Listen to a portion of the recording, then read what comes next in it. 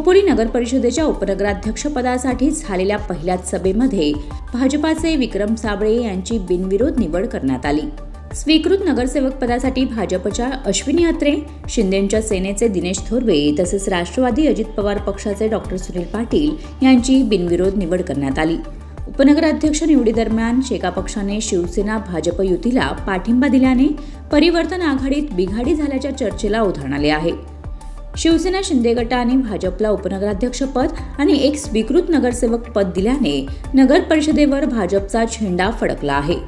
खोपोली नगरपालिकेची निवडणूक शिंदेची शिवसेना भाजप आरपीआय पक्षाने एकत्रित लढवली होती.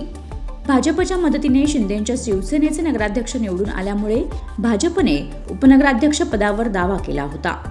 आमदार प्रशांत ठाकूर आणि आमदार महेंद्र थोरवे यांनी सुवर्ण मध्य काढत 1.25 वर्षासाठी भाजपला उपनगराध्यक्षपद तसेच स्वीकृत नगरसेवक पद दिले आहे. त्यामुळे भाजपकडून उपनगराध्यक्ष पदासाठी युवा नेते विक्रम साबळे आणि भाजप महिला अध्यक्ष अश्विनी अत्रे यांच्या नावावर शिक्कामोर्तब करण्यात आला.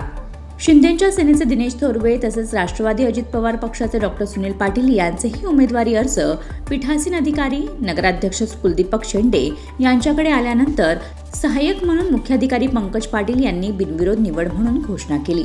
यावेळी शिंदेची शिवसेना, भाजप, आरपीआय, शरद पवार राष्ट्रवादी पक्ष, अजित पवार पक्षाचे, शेका पक्षाचे नगरसेवक उपस्थित होते. यावेळी शुभेच्छा देण्यासाठी सर्वच पक्षाचे पदाधिकारी उपस्थित होते. भाजपाचे विक्रम साबळे यांची उपनगराध्यक्षपदी बिनविरोध निवड होताच भाजपच्या कार्यकर्त्यांनी एकच जल्लोष केला.